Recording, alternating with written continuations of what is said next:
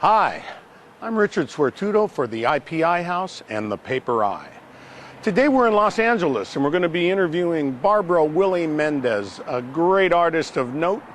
She's been in Los Angeles for many years now. This is her gallery we're standing in front of.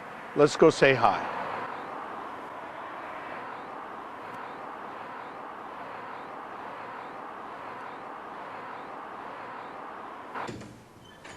Welcome, welcome. Hi, Barbara. I'm Richard Swertudo from the IPI House. Welcome, Richard. I'd like to give you a little tour of the art gallery. Okay. Follow me. We're going to start with a painting called Geula, and it was done in 2002. This is my most recent, 2014. It's obviously Noah. It's Noah's Ark, but it was created for an art exhibit in conjunction with the recent film, Noah, that just came out last year. Beautiful. Thank you. Now, this is a painting called the Vayikra mural, and this is a painting of a tiny little comic story of every single sentence, 859 verses in the book of Leviticus. What I'm working on now is another biblical project. It's the book of Daniel. So I did a lot of preparation work, including comic drawings and including little acrylic paintings to just get into the mood for the subject matter before I had studied it in depth. In the meantime, I got a commission job. We're going to see a painting called My Nana Saves the World. A woman liked it and hired me to do the story of her Nana, this lovely woman who was born in Galicia. But she took a boat to America and had a whole life and had kids and ended up in Manhattan, and the beloved grandmother, the Nana of my client, Sheila, whom this is her as a baby. Oh, this is how I work, and it's fun. I'm glad you asked because you get to see. First, I do an elaborate sketch if it's a commission. It has to be sketched out in pencil. This is called my underpainting. And before this interview, I worked very hard to get the next stage on this one.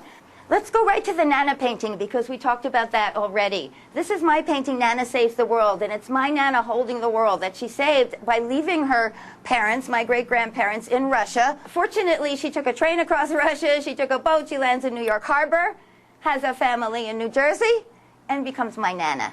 Now, I took the same subject matter of Nana saving the world and I expanded it to begin with the matriarchs of the Bible, Sarah, Rebecca, Leah, Rachel, going all the way through history, up and through my two grandmothers, my mom, me with my little babies, and my daughter and my granddaughter, off to the future. So it's Women Carry Worlds, which is a take on a friend of mine back in the 90s and her mother and her sister celebrating the Day of the Dead, about their grandmother and building an altar to their grandmother with marigolds.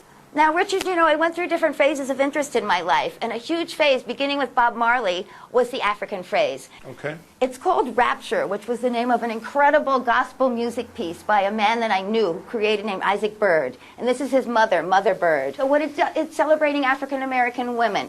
It's celebrating African-American music. Remember how we had music in those days, the boombox? So all our music came from a box, and now the boom, boom, boom, boom, you know, the drum beats from this awesome music, right? And the whole thing is music inspired, and the drum beats are these balls, these drum beats coursing through the whole thing. It's very beautiful. You know, we're going to enter another world now. This is the world of before I hit any of the Bible subjects. And I switched. But before that, my work was more sensual. Of course, you know me as Willy Mendes, the comic artist. And this one is flying for it, like I'm free, I'm flying for it. So it has to do with basically sensuality and this is exuberance. 1988. 1988. These are all 88. I hope the audience, someone in the audience has read Anna Karenina by Leo Tolstoy, which so many people in Los Angeles come in this gallery and never heard of either one of them.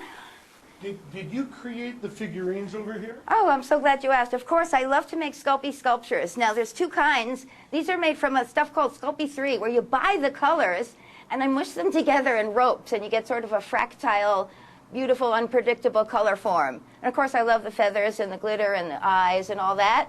But another kind of little sculptures I like to do is where I hand paint them. So this type of work, they're painted white first. This is an entire religious family. 7 people in it, the parents and all the little kids. And very nice. And the chair, did you, this is... Yeah, these start with old chairs. I either pick up this one a friend was left in her yard, and they give me an old beat up, broken up chair, and I fill it with lots of Gorilla Glue and wood filler and all that. And when it's finally solid, I paint it white about 1,000,000 times. Now I've got this really solid acrylic white thing, and then I paint my design on it. Beautiful. I love that. Oh, thanks. Even earlier, it's 1982, and it's called Clara, Mara, and Samsara. Bob Marley inspired me to do a tremendous study of Africa and a lot of African-inspired and reggae-inspired art. Before that, as a young woman, I was interested in Eastern mysticism and spirituality. I studied a lot of Tibetan Hinduism. Clara, that's the spiritual, right? Mara, that's the sensual. Samsara, that's the everyday, which is really most of life. So this was taken from my Eastern period. You've seen my African period. And in the beginning, you saw the other phase, which began in 1992, my Jewish phase and my biblical phase.